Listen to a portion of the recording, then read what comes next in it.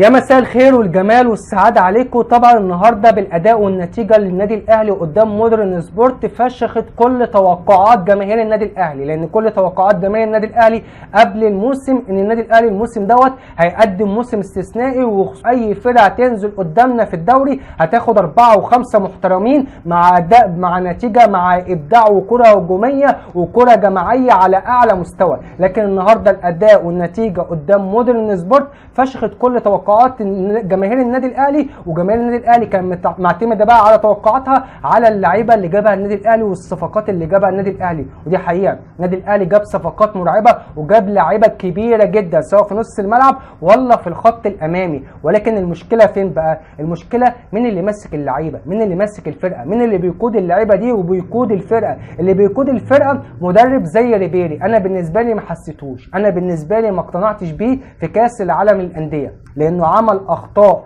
في كاس العالم للانديه ما تخرجش من مدير فني كبير عنده خبرات، عمل اخطاء ما تخرجش من مدير فني لسه مبتدئ، وخصوصا في مباراة بالميراث. النهارده بقى اكد لي الحكايه دي ان هو مدير فني على قده، مدير فني مش مقنع ولا هيقنع جماهير النادي الاهلي. ليه بقى؟ لان المدير الفني الكويس اقسم بالله العظيم بيبان من التشكيله، بيبان من اختياره للعيبه، بيبان من طريقه اللعب، بيبان من توقعه للمنافس. المنافس هينزل شكله عامل ازاي، هيلعب قدامك عامل ازاي، وطبعا كل الدنيا عارفه الشكل والطريقه اللي هيلعب بيها مودرن سبورت قدام النادي الاهلي. النهارده مودرن سبورت والكابتن مجدي عبد العاطي هينزل طبعا ال11 تحت الكوره، مقفل مساحات اللعب، مقفل الاطراف، هيلعب على الكونتر اتاك، هيلعب على اي كره ثابته، يحاول يستغل الكره الثانيه. ده كل الافكار اللي ممكن يلعب بيها مودرن سبورت والكابتن مجدي عبد العاطي. فطبعا النهارده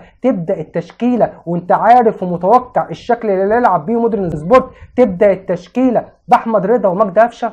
يا راجل بعد كل اللعيبه اللي عندك في نص الملعب دي تبدا التشكيله باحمد رضا وقفشه تاني، احمد رضا وقفشه. طب انت راجل ماشي، معلش انا عارف ان انت عندك مشكله النهارده في اللعيبه، عندك مشكله في نص الملعب في غياب مروان عطيه وغياب امام عاشور. ماشي يا سيدي، مروان عطيه مصاب وامام عاشور مصاب. طب فين بقى اليو ديانج؟ اليو ديانج اللي كسر الدنيا في كاس العالم للانديه، اليو ديانج اللي واضح جدا ان انت مش مقتنع بيه، اليو ديانج اللي كسر الدنيا في مباراه بورتو وانت لعبته غصب عنك، لعبته لان مفيش غيره، والراجل نزل كسر الدنيا واقنع الدنيا كلها واقنع كل جماهير النادي الاهلي، وكل جماهير النادي الاهلي وكل المحللين قالت خلاص اليو ديانج هو لعيب اساسي الموسم اللي جاي في نص ملعب النادي الاهلي. الا ريبيرو قال لك لا، الراجل دوت ولا هيبدا معاه الموسم اساسي ولا هينزل حتى في التغييرات. فالنهارده بتلعب لي بقى قفشه وبتلعب لي احمد رضا في نص الملعب قدام فرقه زي مودرن سبورت مقفله المساحات ومضيقه المساحات في نص الملعب. بتلاعب احمد رضا لعيب نمره 6، لعيب ما بيعرفش يخرج بالكوره، لعيب ما بيعرفش يعمل لك باص في المساحات الضيقه. وبتلاعب قفشه في نص الملعب لعيب ما بيعرفش يستلم في المساحات الضيقه، ولعيب ما بيعرفش يستلم بظهره بين الخطوط. فطبعا باحمد رضا وقفشه شكلك كان عامل كده في الشوط الاولاني، انت مش عارف تهاجم، انت مش عارف تبني هجمه. الهجمه الوحيده اللي لعبتها وجات فيها ريحه الخطوره، ما كانش خطر، دي كان فيها ريحه الخطوره بس، كانت بتاعه تريزيجيه مجهود فردي. غير كده النادي الاهلي ما وصلش في الشوط الاولاني. النادي الاهلي مش عارف يوصل اساسا في الشوط الاولاني، مش عارف يهاجم مودرن سبورت في الشوط الاولاني، مش عارف ينقل كوره بين الخطوط ولا ينقل كوره على الارض بين الخطوط في الشوط الاولاني. ليه بقى؟ بسبب احمد رضا وبسبب مجدي قفشه. وما تقوليش بقى احمد رضا النهارده جاب لك جون، الناس اللي بتحلو بقى وبتقول لي بقى وبتحلو بقى عشان لعيب جاب لك جون، فتقول لي بقى احمد رضا يا عم ليه احمد رضا مش عاجبك ليه؟ ده جاب لك جون النهارده، الجون الاولاني كان شكله حلو جدا. يا فرحتي افرح انا بقى عشان لعيب جاب لي جون. انا بتكلم على الاداء بشكل عام. احمد رضا ما قدمش مباراه كويسه سواء في الشوط الاولاني ولا في الشوط الثاني. لعيب ما ينفعش يلعب نمره 6، مش بامكانيات النادي الاهلي. لعيب كويس على فكره وكورته كويسه بس مش امكانيات النادي الاهلي. فالنهارده ما ينفعش تنزل لي احمد رضا وقفشه، كان عندك مشكله كبيره جدا باينه في نص الملعب، وكان عندك مشكله كبيره جدا على الاطراف سواء بقى محمد شكري ولا محمد هاني. محمد هاني اللي ايدك منه والقبر، خلاص بقى زهقنا من محمد هاني، وخلاص بقى محمد هاني بالنسبه لي اكبر لغز موجود في النادي الاهلي، لان محمد هاني بقى له سنين بيلعب اساسي في النادي الاهلي، ما فكرتش تجيب له باك يمين كويس حتى يا سيدي نفسه. مش تقول يقعدوا ينافسوا، حتى يخليه ينزل الملعب كده ياكل النجيله. انت ما فكرتش، انت حتى ما بتحاولش تجيب له باك يمين، مش فاهم ليه. ده اكبر لغز لازما يترد عليه في النادي الاهلي. محمد هاني ليه ما بتجيبلوش حد حتى يخليه ينحرره كده ينزل ياكل الملعب كده؟ لا مفيش. محمد هاني اساسي اساسي اساسي 5 سنين اساسي، يعمل مباريات كارثيه اساسي، ما يقدملكش حاجه طوال الموسم. لاعب مش مقنع طوال الموسم، ولاعب كارثه في مباريات كتيره طوال الموسم، وانت برضك ما بتجيبلوش باك يمين. ده هو اساسي، مش هنجيب حد يلعب على محمد هاني. محمد هاني هيفضل يلعب اساسي لمدى الحياه لغايه ما يعتزل في النادي الاهلي. فمحمد هاني اكبر لغز بالنسبه لي، واكبر لعيب بيتجامل في النادي الاهلي من سنين طويله جدا. محمد شكري لعيب كويس، بس برضك في لعيبه كده ما ينفعش تشيل فنانه النادي الاهلي. النادي الاهلي كبير قوي عليها. فمحمد شكري لعيب كويس، لكن برضك مش بامكانيات النادي الاهلي، ما ينفعش يبقى هو الباك الشمال بتاع النادي الاهلي. فطبعا نص الملعب بتاعك ومحمد هاني ومحمد شكري كانوا بيأثروا على تريزيجيه وبيأثروا على زيزو ناحيه اليمين. فانت نص الملعب مش عارف يبني هجمه، والاطراف مش عارفه تهاجم، لان نص الملعب مش قادر ان هو يجريها، مش قادر ان هو يشغلها. وطبعا كل دوت بيصب عند محمد شريف في الاخر، لان محمد شريف ما بيجيلوش كور اصلا. فمحمد شريف النهارده ممكن يكون اتظلم شويه، لان مفيش حد بيشغله، لا الاطراف ولا نص الملعب.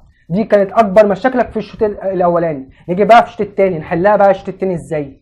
بص بقى على تفكير الراجل، بص بقى على تغييراته. اتكلمنا على التشكيله واختياره للعيبه، برضك اختياره للعيبه اللي هتنزل وتحل لك في الشوط الثاني.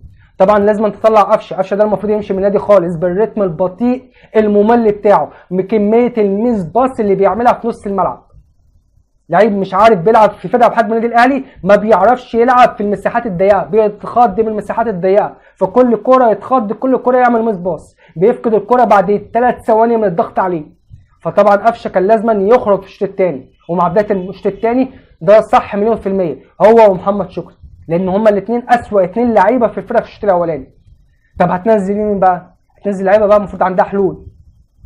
عندك والله بن شرقي لعيب عنده حلول، لعيب ممكن يكون بطيء، لعيب ممكن ما يكونش بيدافع كويس، لكن لعيب امكانياته كبيره وعنده حلول، ممكن يضيف لك في الشوط الثاني ناحيه الشمال او ناحيه اليمين او في نص الملعب او في مهاجم تاني جنب محمد شريف. لا، انزل مين بقى؟ انزل طاهر محمد طاهر درجن، وانزل كريم فؤاد درجن. الاثنين لعيبه بيستخدموا مخهم 20% بس، وباقي 80% هو شويه جري على شويه التحامات على شويه سرعات بس. وطبعا دوت ما ينفعش في المساحات الضيقه.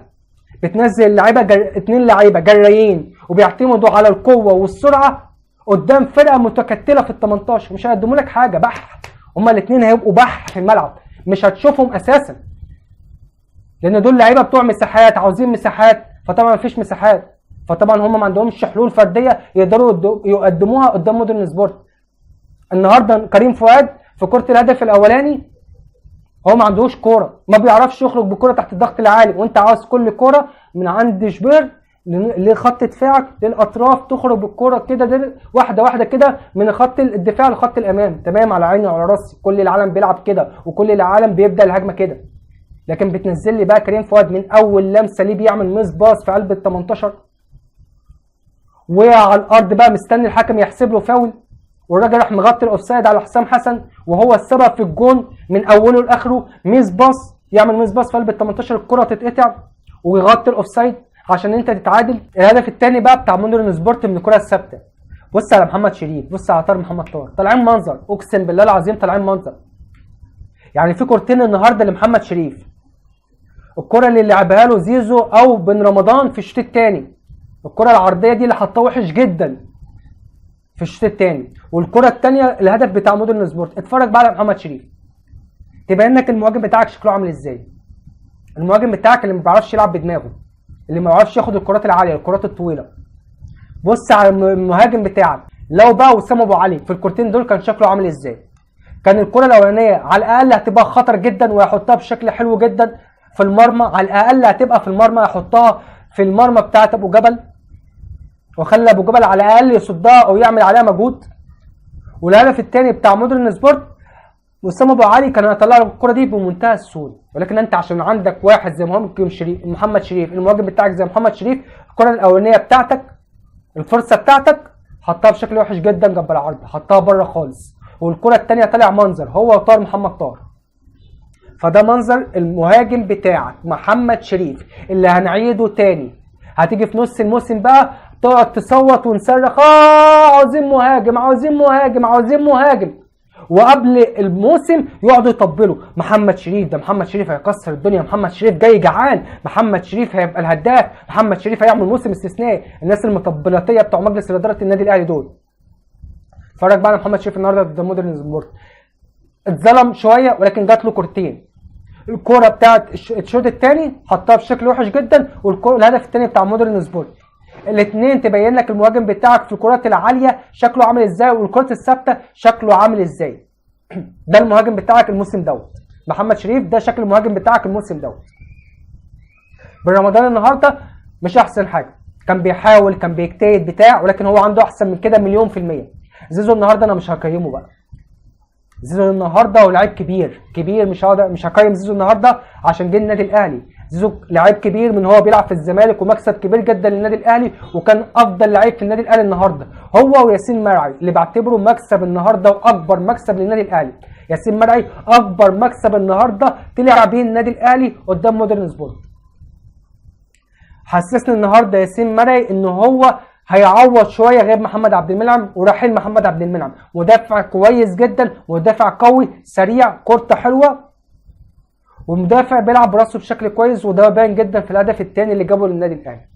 فلولا ياسين مرعي النهارده كنت انت خسرت، كنت خرجت بكارثه النهارده قدام مودرن سبورت في افتتاحيه الدوري. ولكن النادي الاهلي النهارده قدام مودرن سبورت جرس انذار كده لريبيري وكل لعيبه النادي الاهلي ان انت هتقابل موسم مش سهل زي كل توقعات جماهير النادي الاهلي، هتقابل موسم صعب. والحمد لله ان انت النهارده اتعادلت عشان اللعيبه تفوق كده وتركز، وجماهير النادي الاهلي تبدا تضغط بقى على اللعيبه، وتبدا تضغط على المدير الفني، والمدير الفني يصحصح كده معانا ويفوق ويعرف ان هو ماسك فرقه كبيره، ومجلس الاداره جاب له لبن العصفور. صحيح عندك مشاكل، انا شايف النادي الاهلي عنده مشاكل في الخط الهجومي. محمد شريف تاني ما ينفعش يبقى المهاجم الاساسي للنادي الاهلي وعندك مشكله في الباك الشمال، وعندك مشكله في الباك اليمين. دي مشاكل النادي الاهلي. ولكن انت برضك عندك فرقه تقيله ولاعيبه كبيره سواء في نص الملعب ولا في الخط الامامي.